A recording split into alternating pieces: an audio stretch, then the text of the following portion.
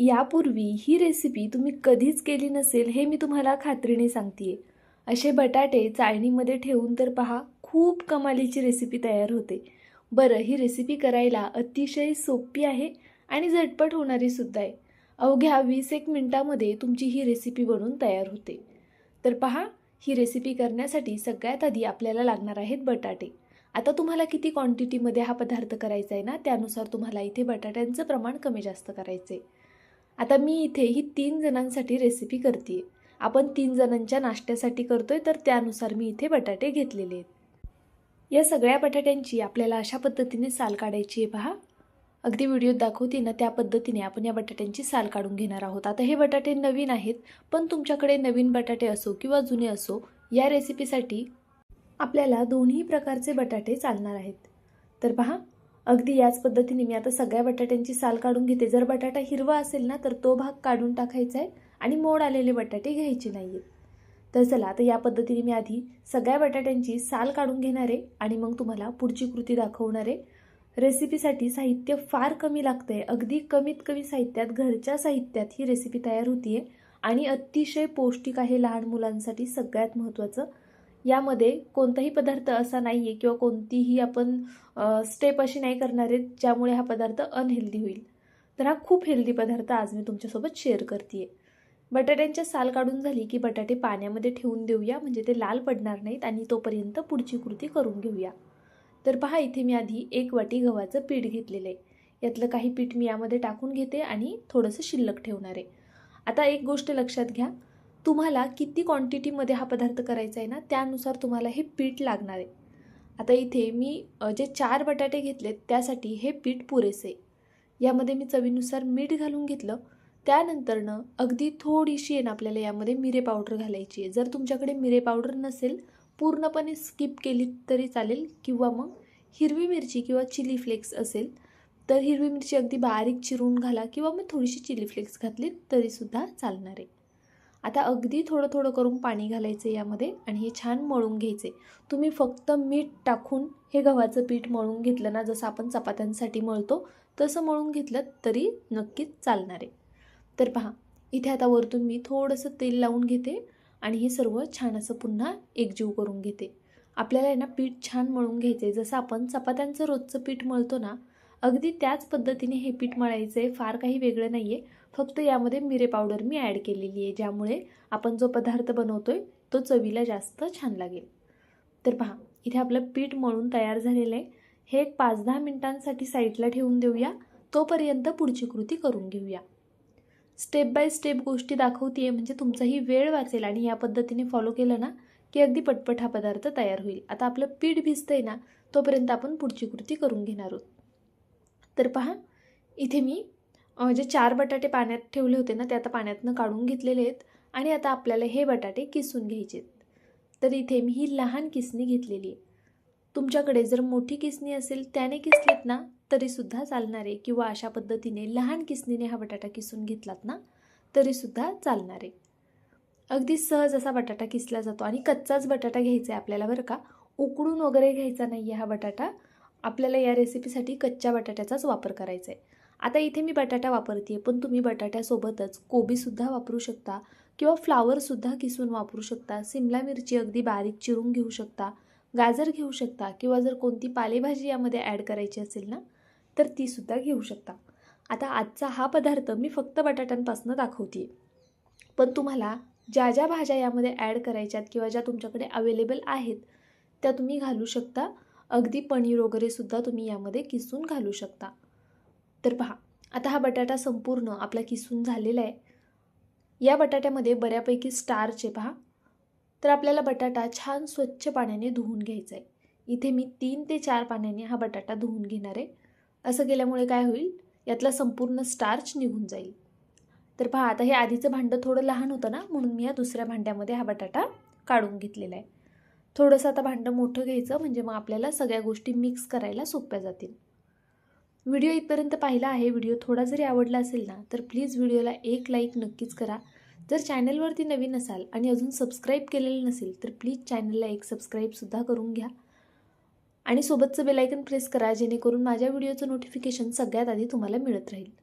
तर पहा इथे मी थोडीशी कोथिंबीर घेतलेली आहे. कोथिंबीर छान अशी बारीक चिरून मी यामध्ये घालून घेणार आहे.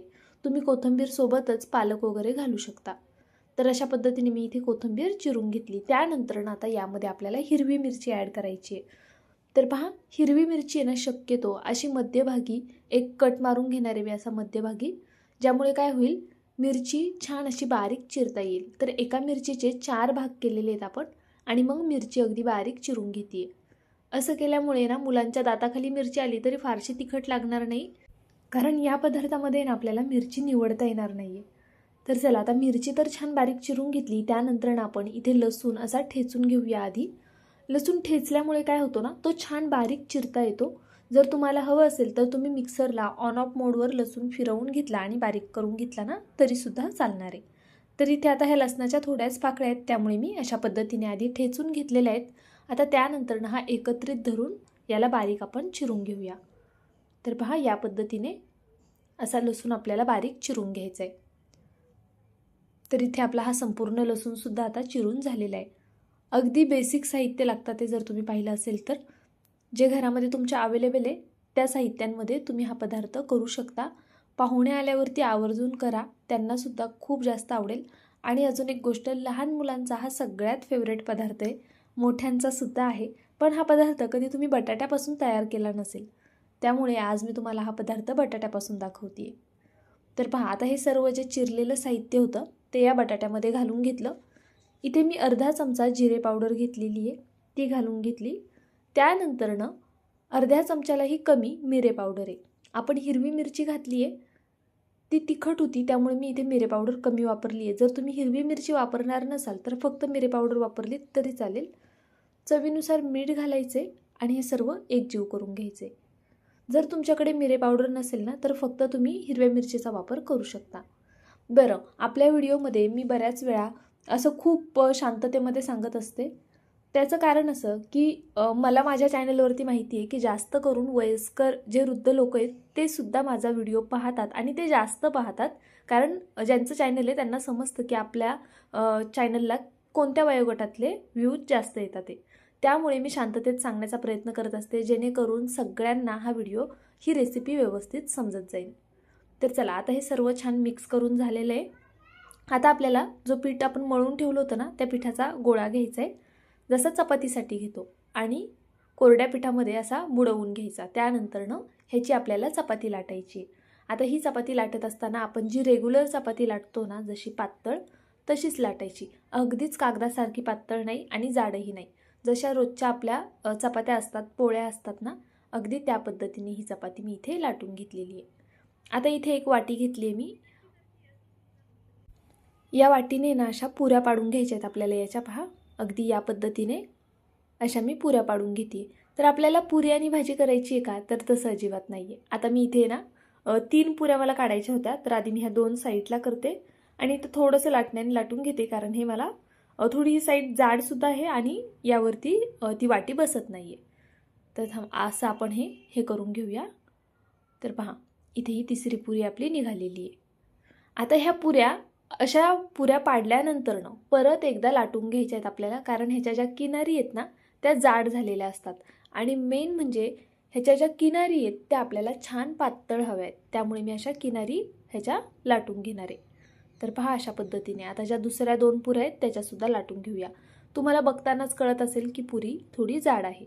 तर अशा पद्धतीने लाटून घ्यायचं. एकदम परफेक्ट गोलच झाली पाहिजे असं अजिबात नाही आहे.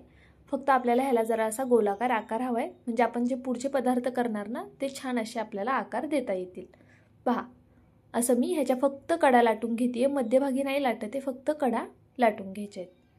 तर इथे आपल्या अशा पद्धतीने या कडा लाटून झालेल्या आहेत, पाहू शकता तुम्ही. आता आपल्याला यामध्ये ते सारण भरायचे. तर पहा मी इथे तुम्हाला आहे ना 4 प्रकारच्या हा जो पदार्थ आहे तो 4 प्रकारे करून दाखवते आहे. त्यामुळे व्हिडिओ शेवटपर्यंत पहा आणि काळजीपूर्वक पहा. तर पहा इथे आपल्याला अशा हातावरती पुरी घ्यायची आहे आणि यामध्ये 1 चमचा सारण भरायचे. सारण थोडं जास्तच भरायचं, असं कमी वगैरे भरू नका. आता बघा आपली पुरी लहान आहे ना, तर मी 1 चमचा इथे सारण भरून घेतलेलं आहे आणि अशा पद्धतीने याला आकार देते. जसे आपले मोमोज असतात ना, अगदी त्या पद्धतीने इथे मी आकार देते.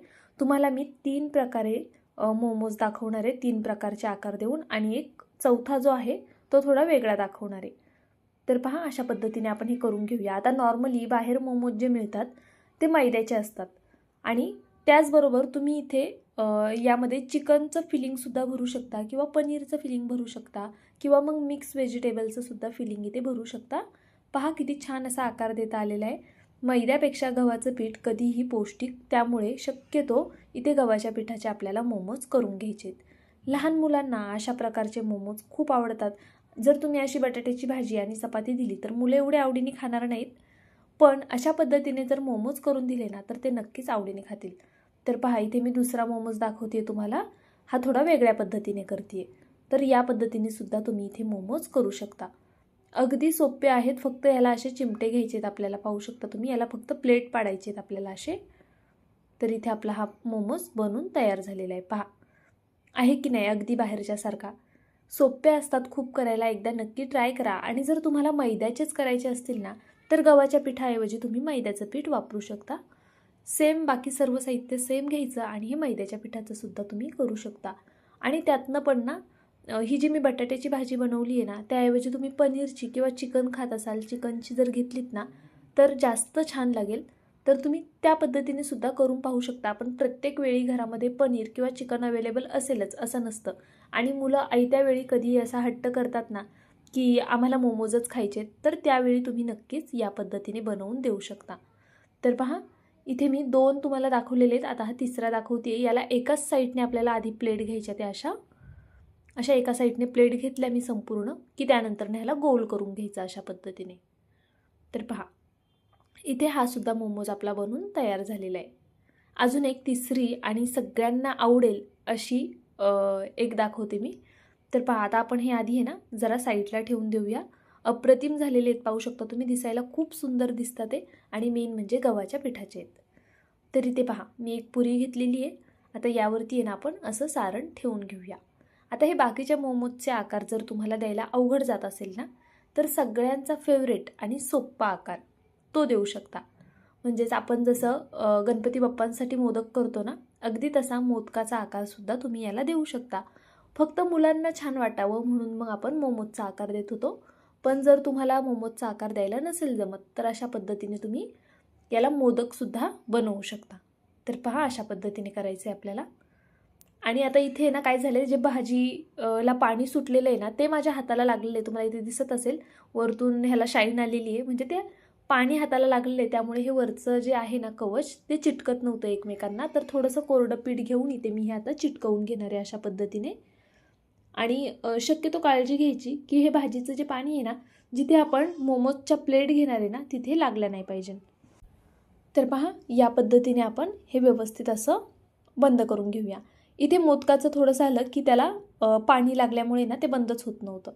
तर पहा, अगदी हलक्या हाताने मी अशा पद्धतीने याला बंद करायचं ट्राय करते. तर इथे आपला आता हा मोदकसुद्धा जवळपास तयार झालेला आहे. आता आपण हा साईडला ठेवून देऊया, आणि तुम्हाला आता मी बाकीचे मोमोज दाखवते. तर पहा, इथे मी सगळे मोमोज ना या पद्धतीने बनवून घेतलेले आहेत. हे जे दुसरे मोमोज आहेत ना हे अगदी झटपट होतात आणि सोपे आहेत करायला. तुम्ही एकदा करायला घेतलेत ना तर खात्रीने सांगते तुम्हाला सुद्धा नक्कीच जमतील. तर आता इथे मी चाळण घेतलेली आहे. चाळणीला आपल्याला अगदी थोडंसं तेल लावायचं आहे. या रेसिपीसाठी पहा, आपण तेलाचा खूप कमी वापर केलेला आहे. आत्ता आपण चाळणीला जे तेल लावतोय ते, आणि पीठ ज्यावेळेस आपण कणिक मळली ना त्यावेळेस जेवढं तेल वापरलं आहे तेवढंच. तर इथे जवळपास आपल्याला 1 ते 1.5 चमचा तेल लागलेलं आहे. फार काही तेलाची सुद्धा गरज पडणार नाही आहे. जर तुम्हाला हे शॅलो फ्राय करायचे असतील ना मोमोज, डीप फ्राय करायचे असतील तर नक्कीच तुम्ही करू शकता. पण मी थोडी हेल्दी रेसिपी करते आज, तर मी हे डीप फ्राय वगैरे न करता अशा पद्धतीने उकळून घेणार आहे. तर पहा, मी इथे चाळणीवरती हे सगळे मोमोज अशा पद्धतीने ठेवते जेणेकरून मला एका चाळणीमध्ये सगळे मोमोज बसले जातील आणि मग दुसरी चाळण लावायला लागणार नाही. हे मोमोज जर तुम्हाला खूप चिटकून ठेवायला लागत असतील ना तर मोमोजला थोडंसं वरतून तेल लावून घ्या, म्हणजे मग ते एकमेकांना चिकटणार नाहीत. मग तुम्ही अगदीच चिटकून ठेवलेत तरी चालतील. तर मी इथे अशा पद्धतीने ह्याला सेट केलेले आहे, पाहू शकता तुम्ही. आणि आपले सगळे मोमोज एकाच चाळणीमध्ये बसलेले सुद्धा आहेत. तर चला आता ह्याला वाफ द्यायला ठेवूया. इथे मी पाणी गरम करण्यासाठी ठेवलं होतं आधीच. तर पहा, पाण्याला छान उकळी आलेली. पातेलं भरून वगैरे ठेवण्याची गरज नाही आहे. मी इथे 2 ग्लास पाणी टाकलेलं आणि 2 ग्लास पाणी अगदी बारीक गॅसवर छान उकळून दिलेलं आहे. आता हे झाकण ठेवायचे आणि बारीक गॅसवर होऊन द्यायचे.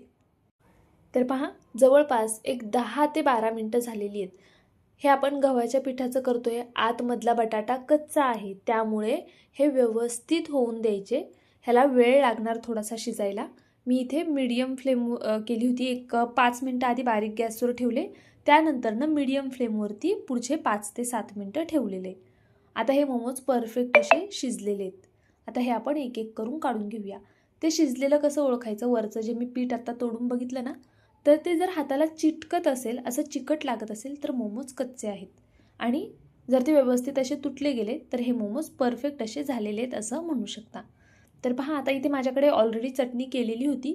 मी आधी चिकन मोमोज केले होते, तर त्याची चटणी शिल्लक होती म्हणून मी ही रेसिपी चटणीची रेसिपी तुमच्यासोबत शेअर नाही केली आहे. पण चटणी करायला सुद्धा खूप सोपी आहे, तुम्ही नक्कीच करू शकता. पहा, अशा पद्धतीने मी इथे तोडून दाखवते तुम्हाला. अप्रतिम होते आणि शक्यतो चटणीसुद्धा आहे ना घरीच करा, म्हणजे मग मुलांना अजून जास्त हेल्दी. चटणीसाठी आपल्याला फक्त टोमॅटो लागणार आहे, लाल मिरच्या लागणार आहेत आणि थोडंसं कॉर्नफ्लॉवर लागणार आहे, भरपूर असा लसूण लागणार आहे आणि थोडं अद्रक लागणार आहे. ते सर्व थोडंसं तेलामध्ये भाजून घ्या आणि त्यानंतरनं मिक्सरला छान बारीक वाटून घ्या आणि मग कॉर्नफ्लॉवर टाकून थोडं पाणी टाकून ती चटणी शिजवून घ्या आणि चवीनुसार मीठ टाका. अतिशय सोपी रेसिपी आहे चटणीची सुद्धा. थोडीशी हवं तर तुम्ही कोथिंबीरसुद्धा चिरून घालू शकता. तर पहा, इथे आपली मोमोज तयार झालेले आहेत आपले आणि सोबत चटणीसुद्धा आहे. अप्रतिम होतात, गरमागरम मुलांना फार आवडतील. नक्की करा. जाता जाता व्हिडिओला लाईक करा, सबस्क्राईब करा आणि शेअरसुद्धा करा. बाय.